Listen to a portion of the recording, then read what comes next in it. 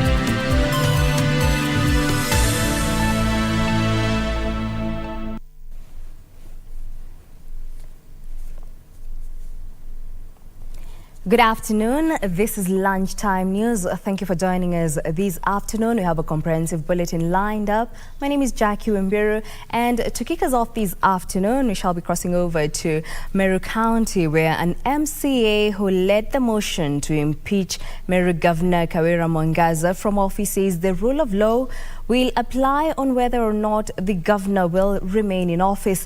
Abogeta West MCA Dennis Kiogora says the Senate will constitutionally decide on the fate of Mwangaza as Meru County boss after they receive the impeachment submissions from the Speaker of the Meru County Assembly. Let's take a look. Wednesday, 67 members of County Assembly in Meru voted to impeach Meru Governor Kibera Mwangaza. Is enough for this House. We don't need further evidence. The mover of the motion, Abogeta West Member of County Assembly Dennis Kiogora, now says Meru County Assembly will comply to the law in their quest to have Mwangaza out of office. Within 2 days, that is by Friday, the Speaker of this Assembly will have communicated with the Speaker of the Senate. Procedurally, Speaker of the Senate receives the communication from MCAs through the County Speaker before the Senate Speaker informs the Senators on a pending issue. Meru Governor Kibera Mwangaza will thereafter put her defense before the Senate, similarly to the mover of the motion. Within 7 days, the Speaker of the Senate has to convince a sitting of the Senate to hear the charges against the governor. The Senators will finally decide by votes on whether Governor Mwangaza should remain in office or not. If the report finds the governor guilty, then now the Senate will vote. And all the members will have one vote. So the 67 members of the Senate each will have a single vote, and we require a simple majority to have the motion approved by the Senate. There have been separate push and pull between locals and a section of religious leaders in Meru, with a group supporting the impeachment motion while another objected to the move. A High Court in Meru on November 30th, 2022 barred a previous impeachment motion against Governor Kibera Mwangaza, citing a flawed process. It is a 20-page ruling, but I'll only read the analysis and determination. In the ruling, Justice Tripisa Cherere said Meru ward representatives failed to follow proper procedure in initiating the motion against the first-term governor. Irene Mchuma Odim, the Lunchtime News.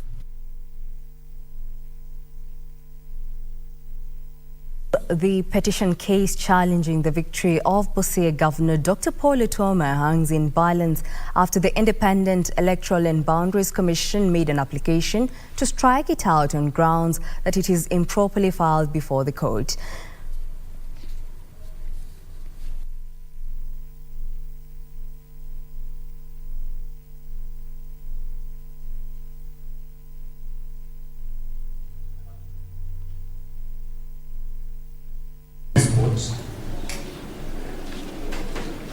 Which has put into question the integrity of the petition that you have before you, and the very fact of whether you have a properly filed, competent petition filed within the constitutional time frame.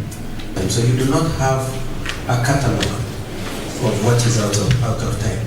So what you are being asked, my lord, is that you do an audit and determine what was out of time for purposes of this prayer number 2.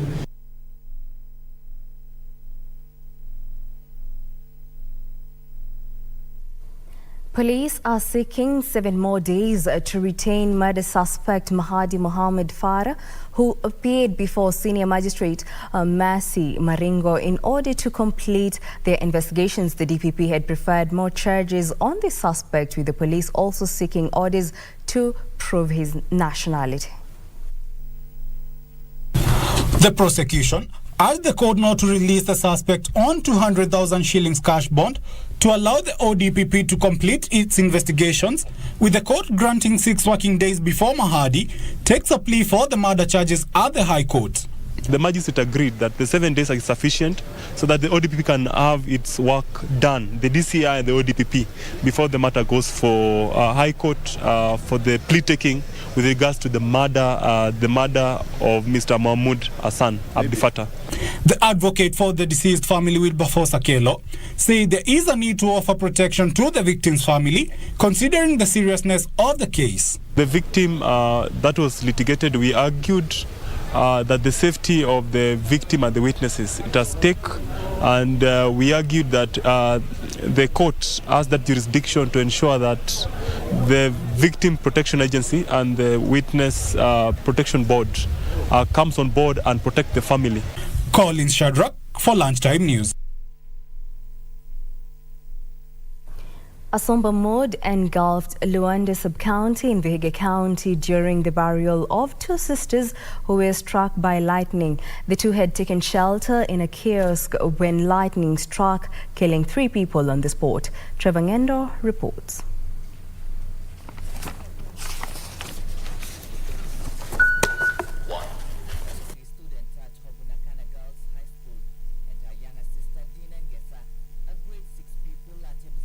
Primary school.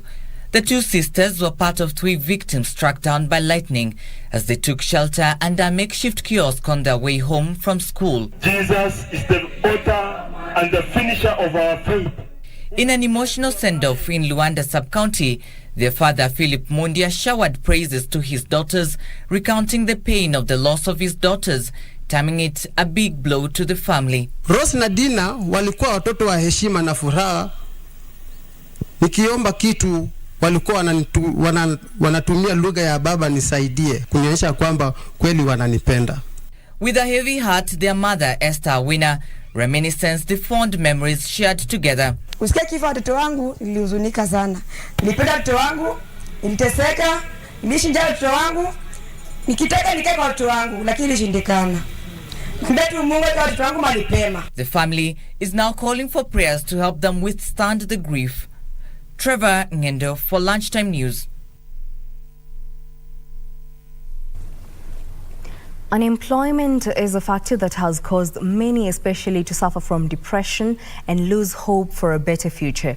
You can imagine graduating from higher learning and your qualifications do not help you in the job market. This is the story of an unemployed accountant who made a decision that puzzled many, as Pauline Nasimir reports.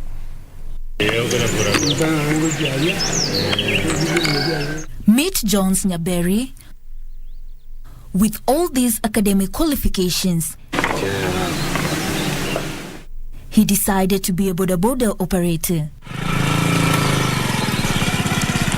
The 31-year-old youth, who holds a diploma in accountancy from Mawego Technical Training Institute, narrates how he moved into the much discredited sector after efforts to land a formal job.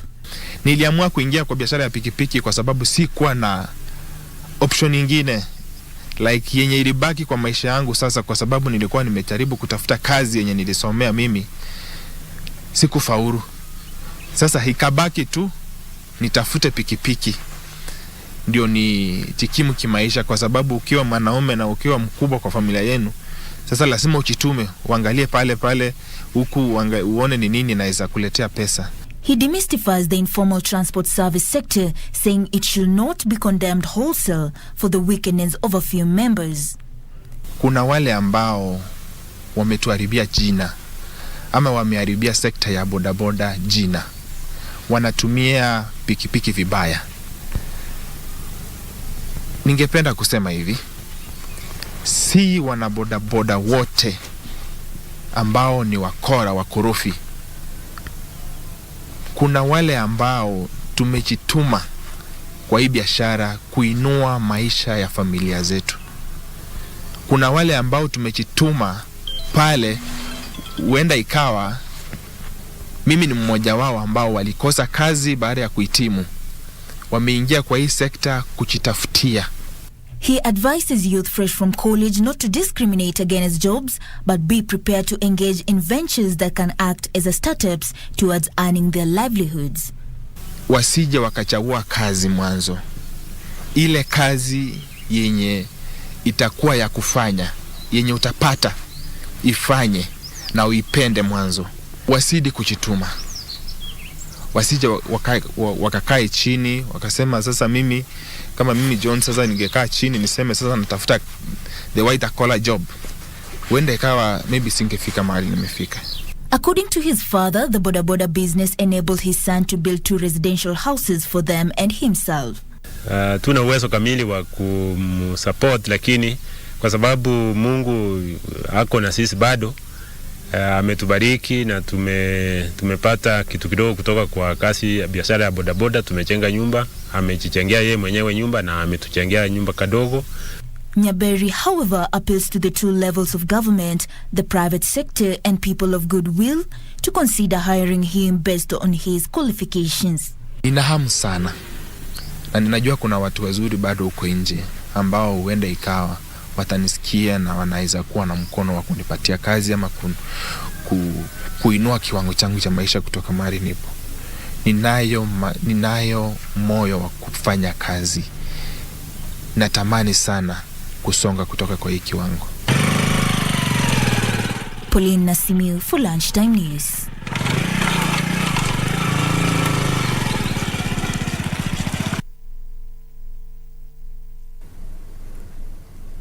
Now, 9 youths from Nanyuki are making a living off pig farming at the Nanyuki dam site.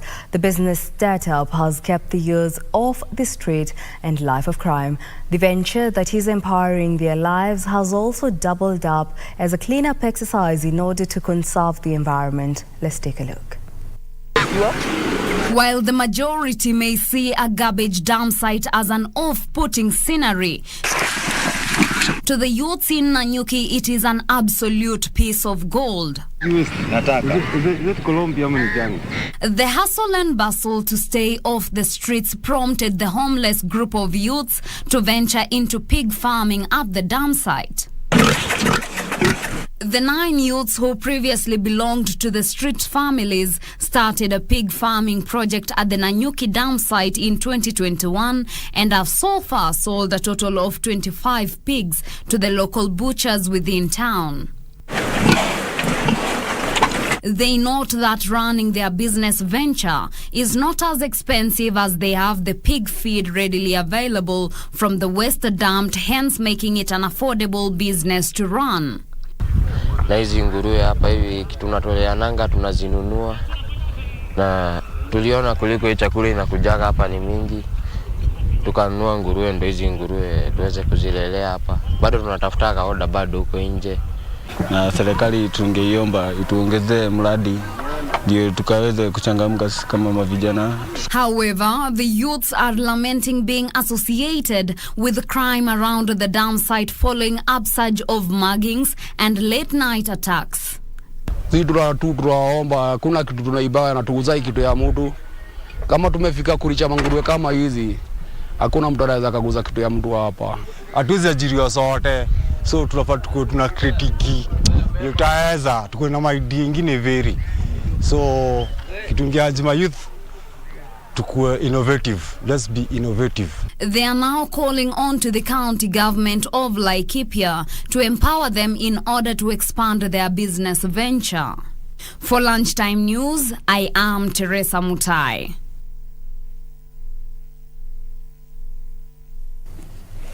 In other news, in at least 4 decades, Makueni is one of the counties that has experienced worst drought coupled with water shortage in dams and rivers. Subsequently, residents rely on trucked water sold at a cost. Anna Ndunda, a poultry farmer who resides in Watertown in Makueni County, has been rearing her layers for the past 5 years, and here she narrates the dynamics she has experienced during this drought period.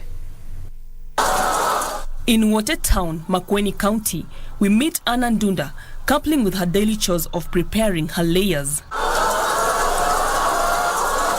She started the business 5 years ago with the aim of supplying and selling eggs to the local town. And here, she narrates how drought has influenced the cost of her chicken feeds, adding that a feed formulation machine, which is used to blend chicken feeds, can help reduce the high cost. I usually get 43 trays per day, despite the challenges I get from the climate change. Whereby initially we used to buy feeds at a cheaper price, then because of the high cost of raw materials, whereby we get material from outside, the prices increased. We used to buy a bag of 70 kgs at 3,550. Now I'm buying at 4,350. If I can get a full feeds formulation machines, the mixer and the portion meal, I can really appreciate. Besides, Anna says during the dry season, she planted about 600 purple trees, which she uses to feed her layers. Unfortunately, most of the plants have dried up. Because of lack of water. Actually, I have harvested around 4 to 5 times and then they dried up because of lack of water. I used to get money from the purpose to feed the chicks, and they dried. Due to the water shortage, the poultry farmer spends more in buying water and thus urges the county government to help in introducing boreholes in the region. I have a challenge with water. I usually buy water using a boozer, whereby one boozer goes for 3,500, which is very expensive. If I can get a borehole, I can really appreciate, because they usually consume a tank of 5,000 liters within 8 to 10 days. We have a borehole around 5 kilometers away. They usually supply me at a cost of 3,500 per boozer of 5,000 liters. It is for the first time that Makueni County has experienced its worst drought for the last 4 decades. And now, Anna, a poultry farmer who rears more than 3,000 layers, is now urging the county government to improvise feeds formulation machine and water installation to help her feed her chicken. And this will eventually boost her business. Reporting for KBC Channel 1 in Makueni County, I am Lilian Sana. Well, now moving on, Meru County human rights activist Beryl Khalamwa is urging the county and national governments to the surging number of street kids in Maralal town. Khalamwa claimed that the number of the street kids in the town was increasing day by day, saying this jeopardizes efforts of ensuring every child in Kenya attains education to better their life and future. Speaking during a consultative forum that brought together parents and security apparatus, Samburu County human rights activist Beryl Khalamwa faulted parents for abdicating their parenting roles. In the next few years we will have street family, na hilo litakuwa jambo kubwa na tatanishi sana katika environment yetu ya Samburu. Kwa hivyo tumeonelea kwamba tunaweza ita hawa wazee ili wakuwe ambassadors wetu wa hapa kuanzia kutatua hili jambo. She revealed that most kids who are in the streets is as a result of negligence by parents. Tukuwe na dialogue hii ambayo tutapata shida ambazo zinaendelea hapa, na tumeona wengi katika kijiji hii wanakuwa wamelewa wakati wote, madawa ya kulevya inatumika, na ni vigumu sana hasa kusaidia wamama na wale ambao wameneglect watoto wao ambao wako streets. Shabazz Sub-Chief Zablon Lekangu has however run a riot act to parents who have contributed to this mess. Tumeambia wazee wote wazee wa nyumba 10 na elders kwamba as from today ninataka kujua numbers ya watoto ambao wako town na majina ya wazazi wao ili tuweze kuwachukulia hatua. Hiyo sio mzuri na sio mzuri hata kidogo. Unajua tusipowatengeneza watoto leo ama tusipowarekebisha mambo yao leo, kesho watakuwa a society ambayo itakuwa na shida. Pastor Peter Mwangi, who owns a children orphanage center, has regretted that the number of children has been on the rise, even as he urged both the national and the county governments to intervene. Na kwa hivyo tuweze kuwashughulikia, na wale wafadhili wananisikia. Wapendwa, tunaomba ya kwamba tuweze kushughulikia watoto waweze kusoma, wengine wapate wapate mahali pa kukaa, na wengine wapate kazi, na sana sana pia wapate ID na ili wakaweze kufanya kazi. Katika area hii yetu watoto kwa hakika wamepuuzwa sana. Watu wetu wamepuuza watoto wao kwa sababu baadhi ya yale ambayo yanafanya wao watoto kupatikana katika mji wa Maralal ni umaskini ambao uko katika nyumba za watu.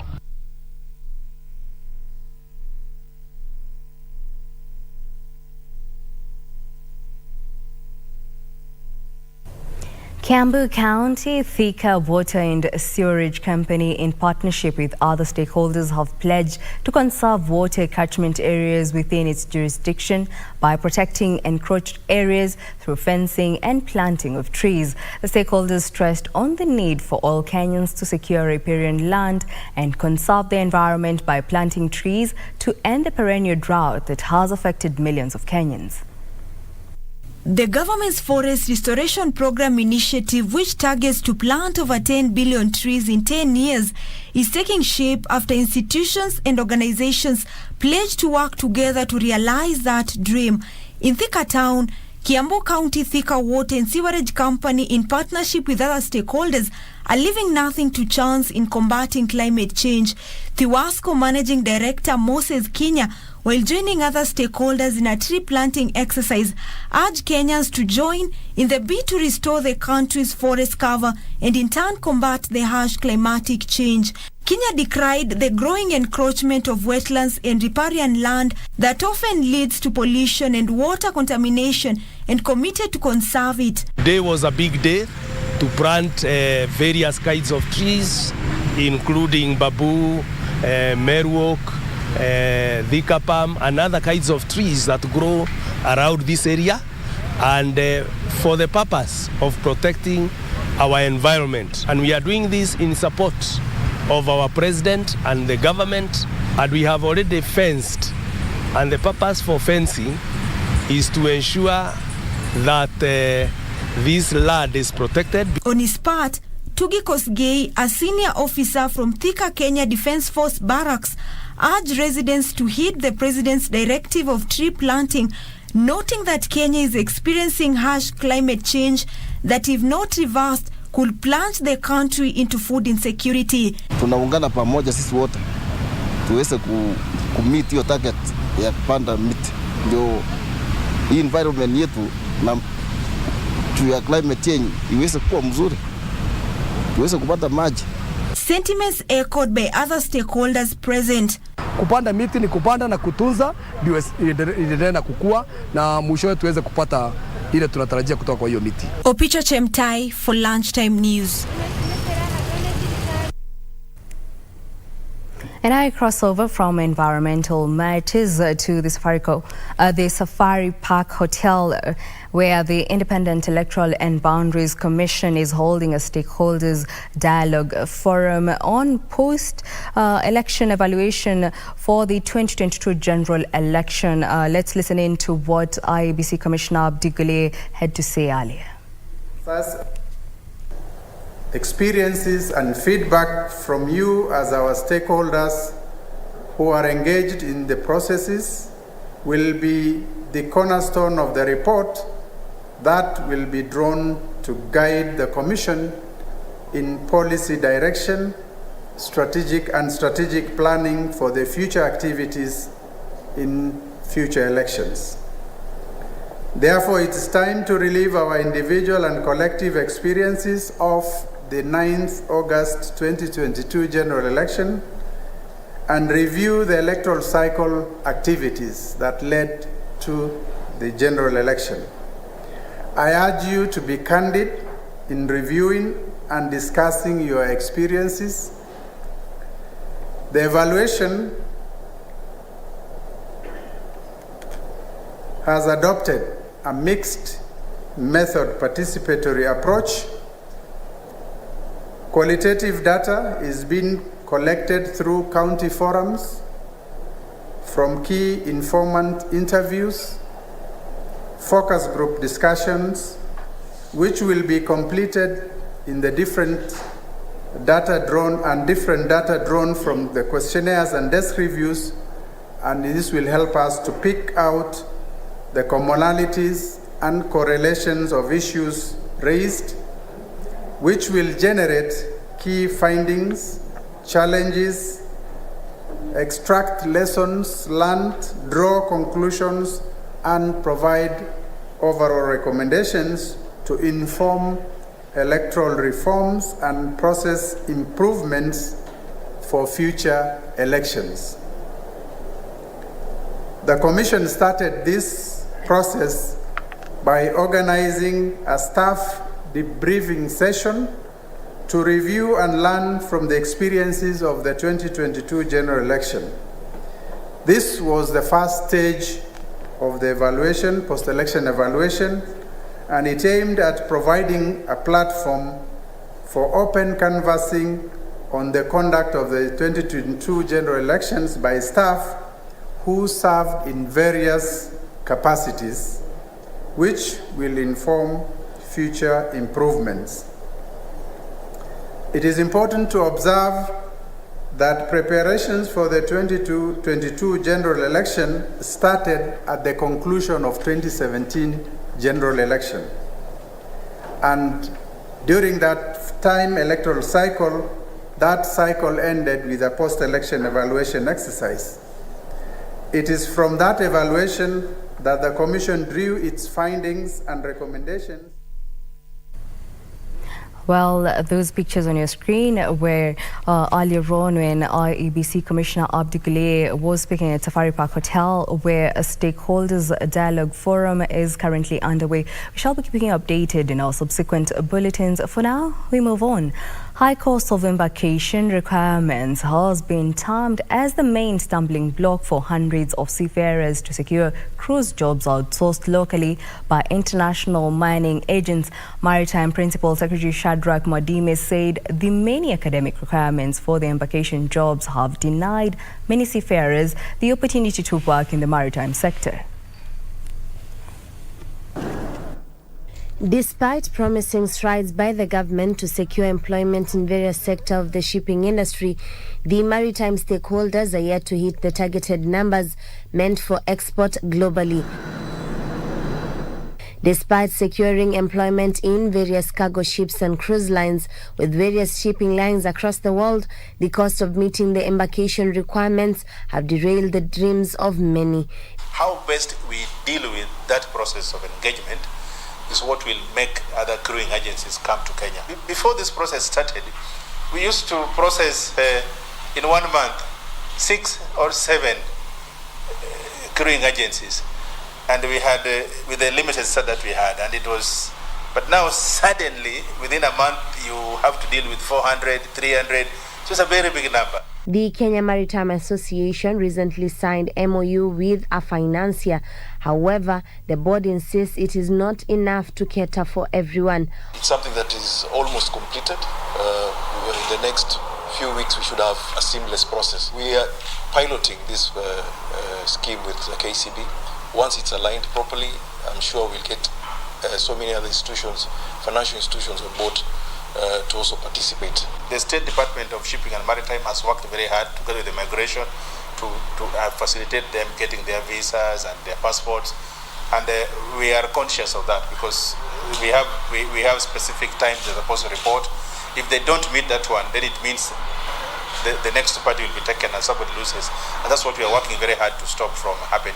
While on a familiarization tour with the maritime stakeholders, Maritime Principal Secretary Shadrack Mwadime appealed for partnerships from financiers to alleviate seafarers' burden. I want to implore upon other financial institutions also to come in and support us in terms of giving scholarships to our young people. Because later on, all this money that they will be earning in dollars, where will they be saving? In our financial institutions. So they are bound to benefit even going forward. Juni Karisa Mbele from Mombasa County.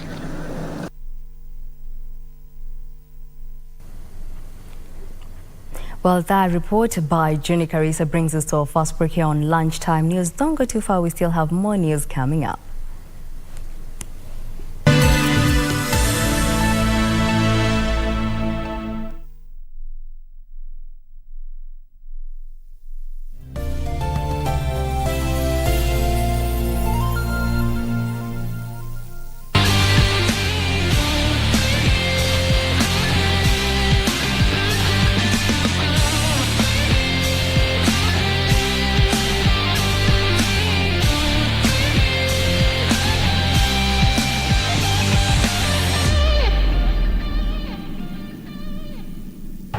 Make transactions anywhere in the world with the NCBA Visa card and stand a chance to win big.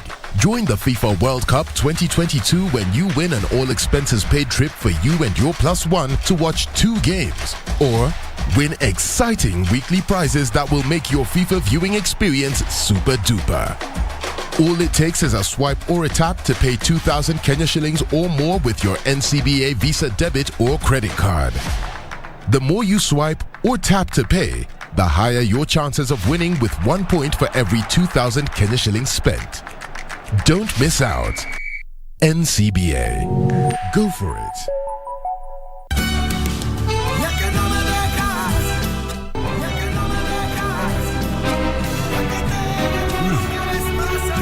No, something's wrong here. There's a strange taste. It's like something's in here. So good. It's so good. Really? Oh my goodness.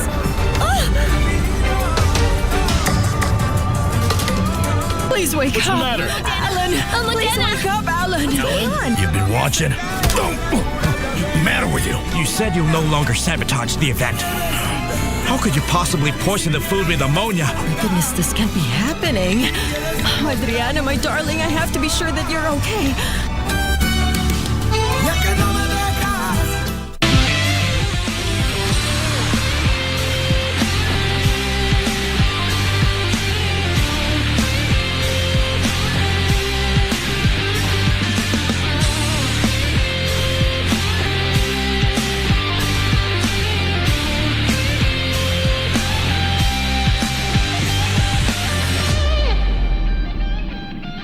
Feel the excitement. Relish every moment. Get 1.5 GB at 50 bob. Valid for 3 hours. Furahia futa. Dial *544#. Make Chaguo smarter na Airtel, the most affordable network.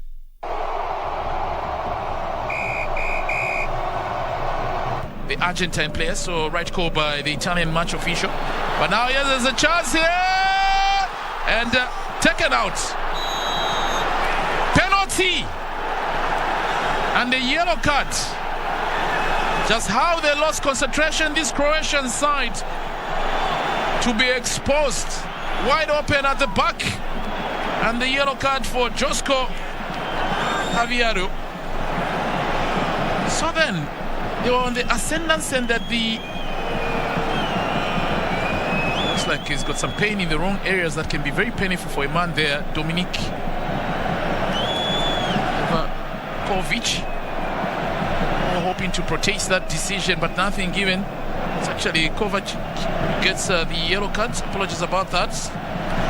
The Chelsea man into the ref's book. Of course, I think they open up all of a sudden, because they were passing, and they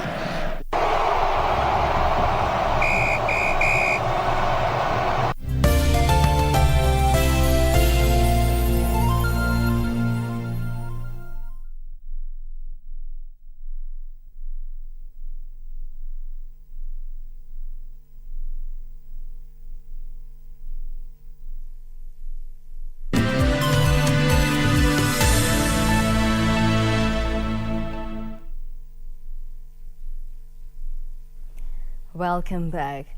Residents of Kibera slum have held a procession to express their anger over the use of drugs among the youth. They said that drugs like cocaine, bang, heroin and many more have been sold openly in Kibera, with the police taking no action. Speaking during the event, Shafi Hussein, the Nubians Rights Forum CEO, said that the use of drugs in Kibera is very common among the youth, to the extent that they're sold in schools. Areas that are mostly affected are Line Saba, Ayani 42 and Siranga. Kibera is a great menace that has been there for a long time. The abuse of hard drugs like cocaine, heroin, bang, etc. has become rampant. Many youth are involving themselves in the abuse of these drugs to an extent that it has gone viral and now being sold in schools. It is so unfortunate the peddlers are being shielded by the police, which give them a lot of power. Even the press statement we are giving out is a risk on our security, but we cannot let it continue, since if we left it for another 2 years, there will be no youth in Kibera. The police, the local administration should work together to stop this menace and support His Excellency President William Ruto remarks in the fight on drug abuse.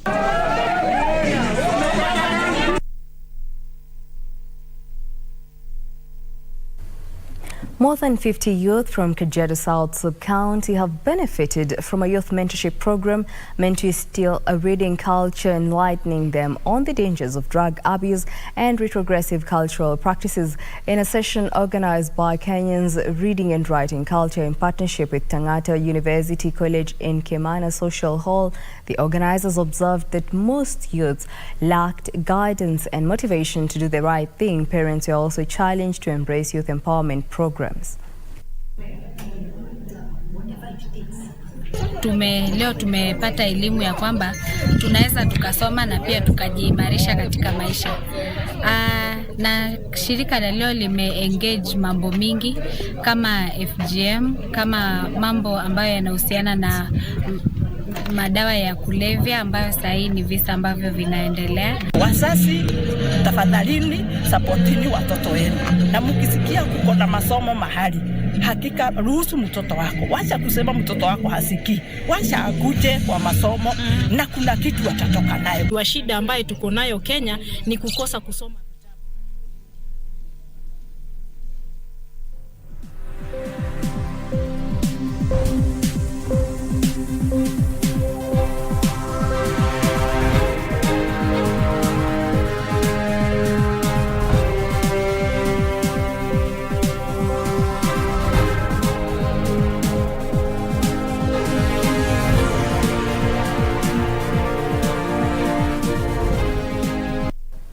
Now let's talk business. Fiscal pressures and supply side risk will continue to weigh down the Kenyan economy. Rating agency Fitch is warning this will impact negatively the country's investment position. The agency says external debt service will rise to 25% of current external receipts in 2024, up from 16.6% in 2023, owing to the 220 billion shillings Eurobond coupon redemption in June 2024. The rating agency has downgraded Kenya's long-term foreign currency insurer default rating to B from B+. Fitch projects Kenya's growth to remain stable in 2023 and 2024 due to strong post-pandemic growth recovery. The agency expects the economy to expand between 5% and 6% over the medium term. Fitch is further warning that fiscal tightening, high inflation and slower global growth presents major headwinds to this growth in 2023. So I think this is now the time to start being very clear on that, and I think certainly the view that we have in FSD Kenya is trying to integrate green finance into medium-term plans, into policy. The latest Fitch ratings forecast external debt service to rise to 24.8% of current external receipts in 2024, up from 16.6% in 2023, owing to the June 2024 $2 billion Eurobond payment. This is premised on the government's meeting its external debt obligations of $3 billion in the fiscal year ending June 2023 through a combination of official and commercial borrowing, which includes approximately $900 million in International Monetary Fund disbursement, $750 million World Bank budget support loan, and an additional $600 million in syndicated loans from commercial banks. No, the problem is very much now. So I felt and I missed a very strong statement about the need for the international community to come in to deal with it. However, strong growth and continued fiscal improvement are likely to see the government debt continue to fall, but remain above 60% of GDP, and the projected 2024 55% of GDP be median over the medium term. Increased reliance on domestic debt to finance the fiscal deficit will put upward pressure on interest costs, with the Central Bank of Kenya raising interest rates in response to inflation pressures. The rating agency has downgraded Kenya's long-term foreign currency issuer default rating of B from B+ on account of external deficits, relatively high debt, deteriorating external liquidity, and high external financing costs, which presently constrain access to international capital markets. Regina Manyara reporting for Lunchtime News.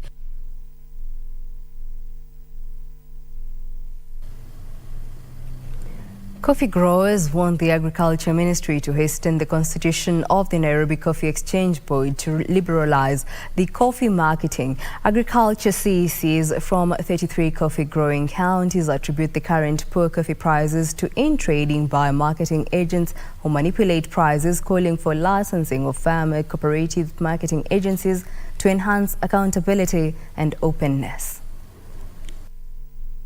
Devolve units want a fresh round of consultations before the Coffee Regulations 2019 are fully implemented to ensure maximum stakeholders' participation.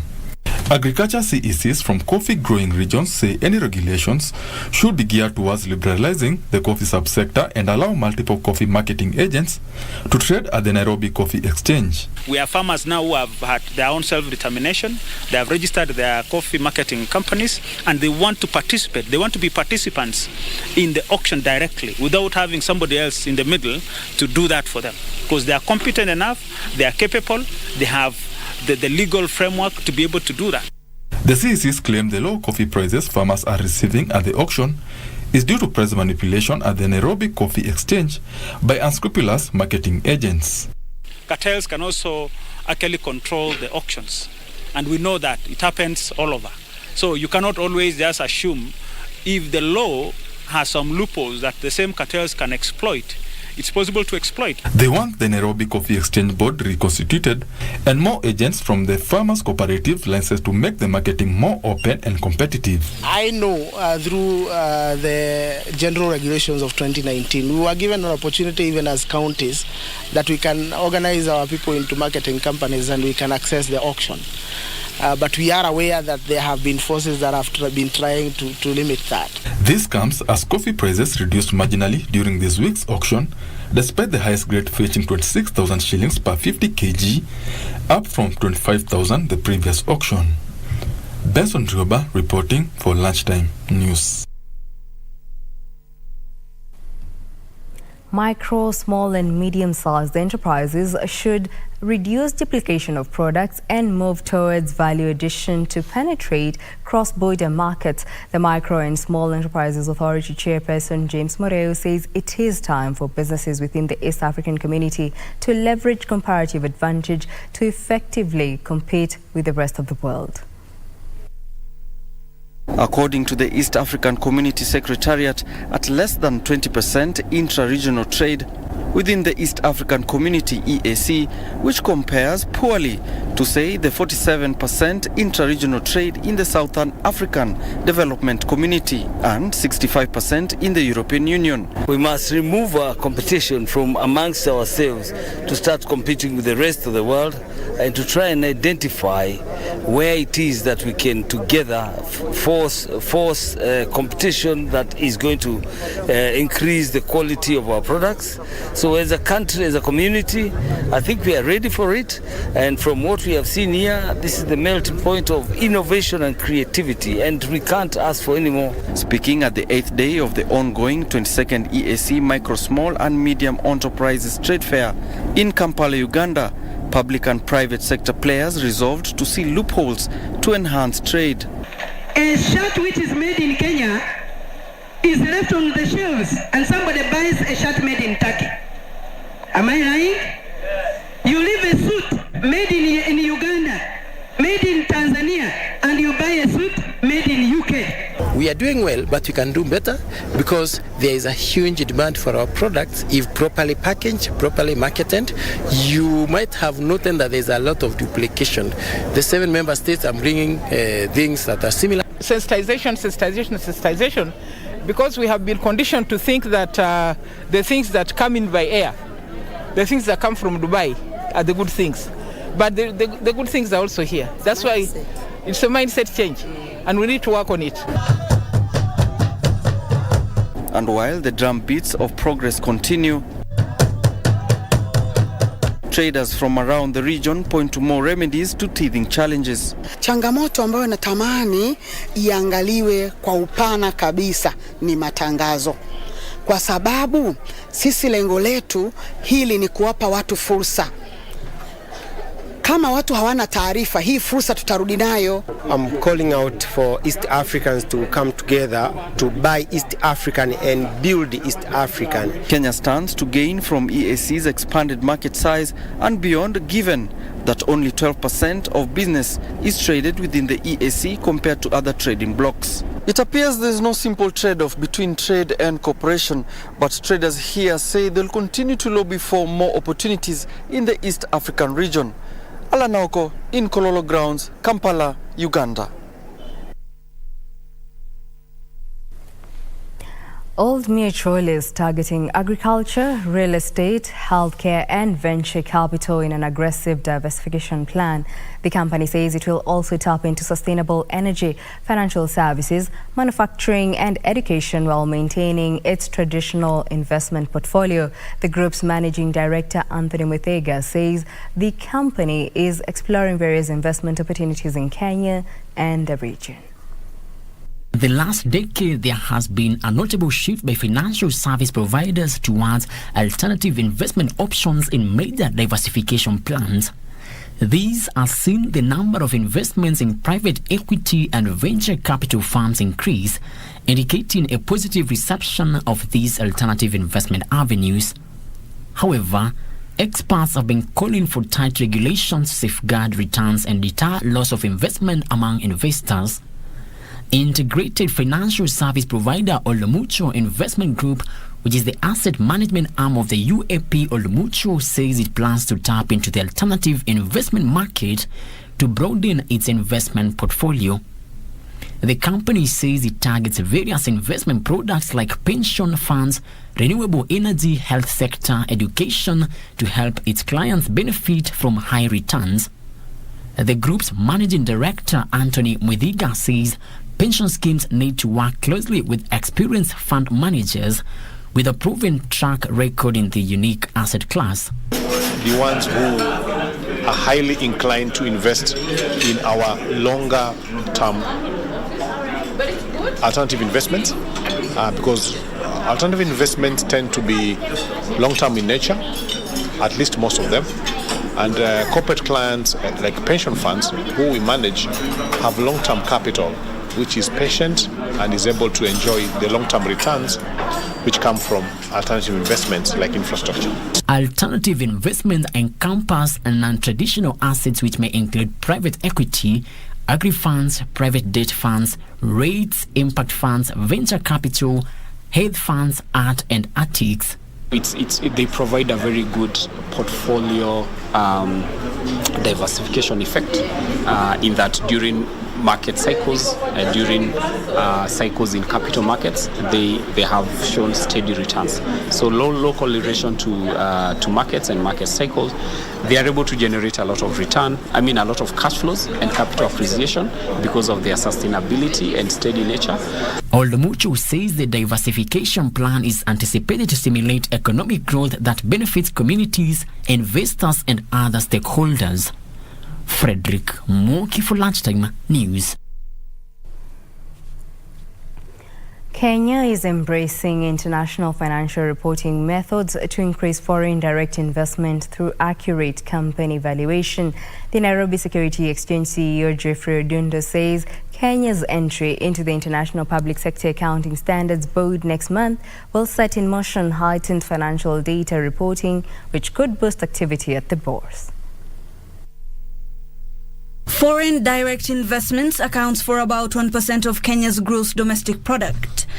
This, players in the financial sector say, may be attributed to poor financial reporting, which is the first gauge of risk for foreign investors. Get a very clear understanding of how we can actually use integrated financial and non-financial information in terms of improving our reporting standards. For a long time, we've all been using financial information, basically the profitability, balance sheet growth, etc. They say adopting strict guidelines when preparing financial statements is necessary, and this can fully be achieved through adherence to the recommended international financial reporting standards. Further, companies should list securities at the Nairobi Securities Exchange. We actually are at par with the best of what you would want to compare us with.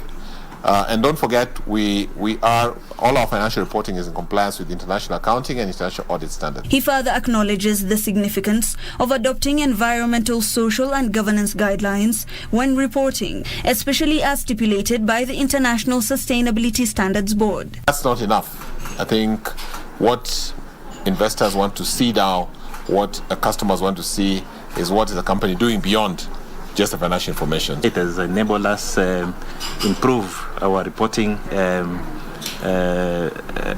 financial reporting for most entities. So far, several financial entities have complied with the climate-related risk management guidelines set by the Central Bank of Kenya, which he says would significantly boost investor inflow. A lot of information goes out when a corporation or a firm is listed. Yeah? Whereas when it's not listed, there is less information. Strict adherence to international standards has been highlighted as a way to increase foreign direct investments into Kenya. Hibak Said for Lunchtime News. And now in the sports arena, France will be aiming to emulate Brazil and Italy's success of winning back-to-back World Cup trophies after beating Morocco 2-0 to book their successive World Cup final. The Blue will now meet Lionel Messi's Argentine side this Sunday at 6 p.m, a match that will be televised live on KBC Channel 1 World Cup Eco KBC.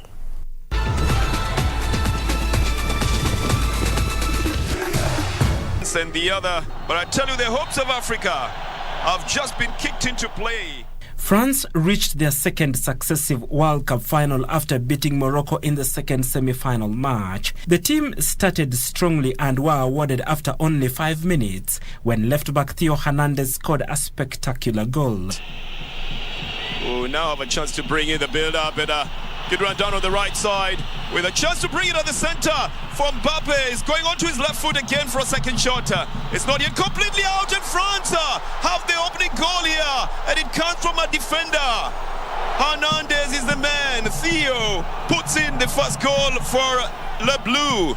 Olivier Giroud could have added 2 more goals before half-time, but missed his chances. Olivier Giroud, and Giroud hits the post here from a left-foot drive. And Mbappe through on the left side. Mbappe! He's beaten the goalkeeper, but he can't beat the defender. Oh, and Yamik is the one who would have been very sad if this had gone in. Substitute Kolo Muani, however, scored his team's second goal after being on the field for only a minute. Fofana is getting a little bit of a roll in running down the left side. This is Thuram. Brings it to Mbappe, who tries to weave his way into the defense. Another chance out on the right side. It's in the net.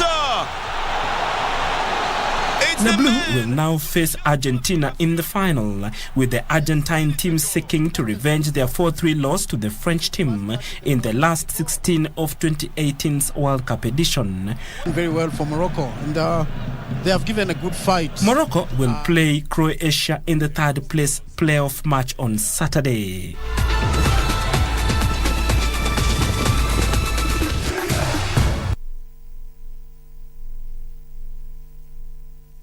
France will face Argentina in Sunday's FIFA World Cup final after a 2-0 win over Morocco in the second semi-final played at the Al Bayt Stadium in Qatar last night.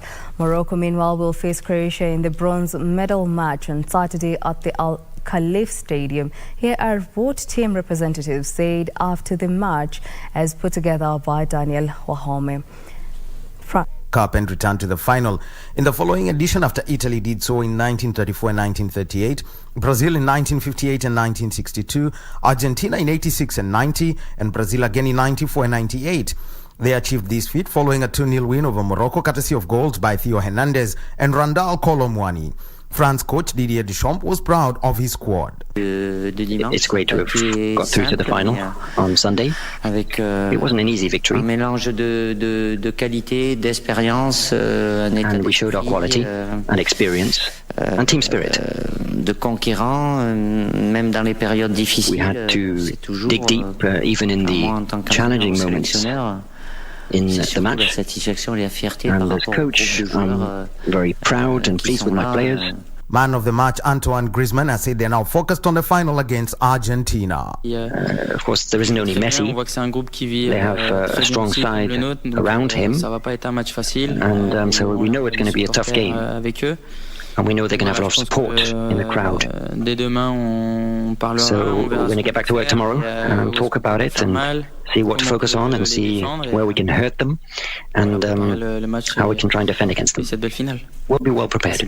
Morocco's fairy tale run came to an end, and coach Walid Regragui admitted his side were not clinical despite dominating the game. They allowed us to have quite a lot of possession, but we made too many mistakes to cause them problems. And then in the second half, we improved, and we made fewer mistakes. We created a lot of opportunities, but unfortunately we weren't clinical in the last third. And unfortunately we wanted to try to score to make them doubt their lead, but unfortunately you pay for any mistakes you make, and we did for the second goal. Heartbreak for Morocco as they made their debut in the semi-finals of the FIFA World Cup.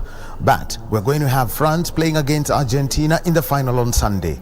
France looking to be the first team to win back-to-back titles in 60 years. Argentina seeking a third title. The last time they won, they were inspired by Diego Maradona. Who's going to be the victor on Sunday? We only have to wait. The bronze medal match is on Saturday. Croatia against Morocco, a repeat of their group game.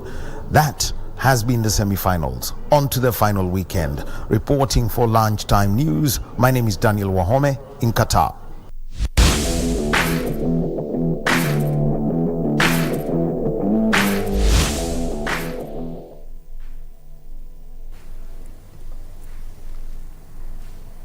Well, indeed, be sure to catch the third place playoffs on Saturday 6 p.m. right here on KBC Channel 1, as well as the World Cup final on Sunday 6 p.m. which will be televised live on KBC Channel 1 World Cup Eco KBC. My name is Jacky. Wambiru. Sign language interpreter is Byron Abuli. For more news, check out our website at kbc.co.ke. Enjoy the rest of the day.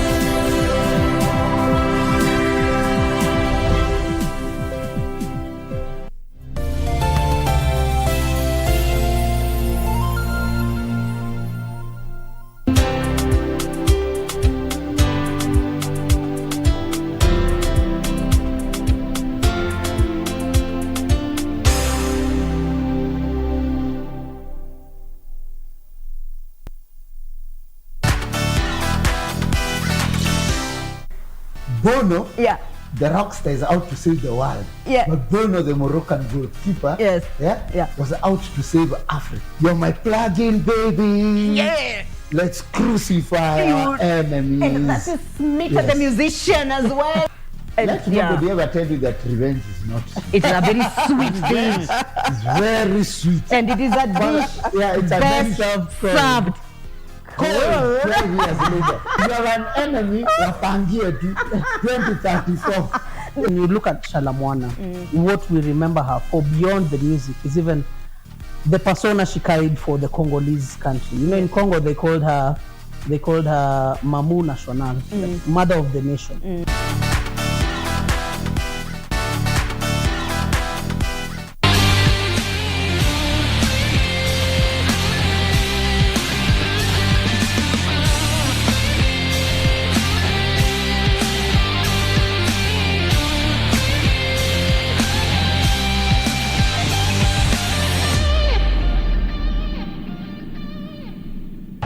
Make transactions anywhere in the world with the NCBA Visa card and stand a chance to win big. Join the FIFA World Cup 2022 when you win an all-expenses-paid trip for you and your +1 to watch 2 games. Or win exciting weekly prizes that will make your FIFA viewing experience super duper. All it takes is a swipe or a tap to pay 2,000 Kenya shillings or more with your NCBA Visa debit or credit card. The more you swipe or tap to pay, the higher your chances of winning with 1 point for every 2,000 Kenya shillings spent. Don't miss out. NCBA. Go for it.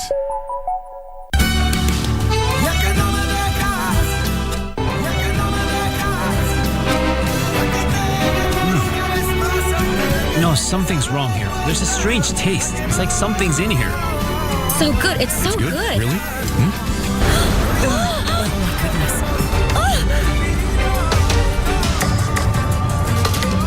Please wake What's up. the matter? Alan! Please wake up, Alan! Alan? You've been watching? What's the matter with you? You said you'll no longer sabotage the event. How could you possibly poison the food with ammonia? Oh my goodness, this can't be happening. Adriana, my darling, I have to be sure that you're okay.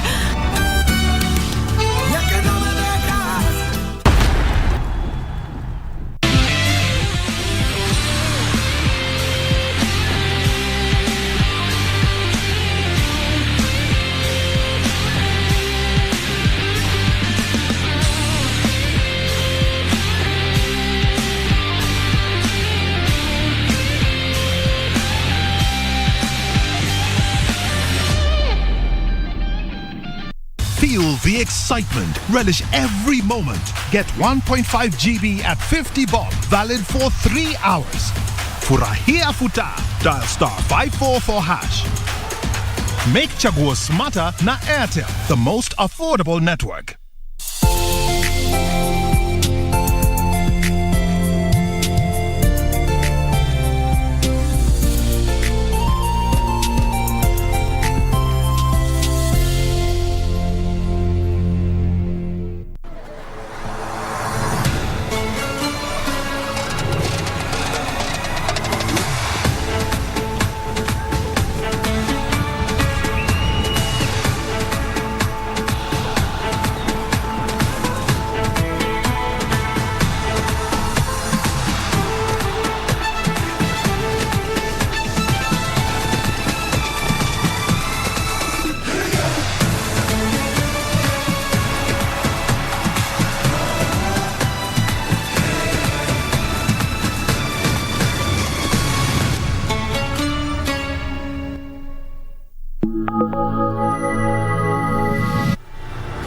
Chasing a record of his own.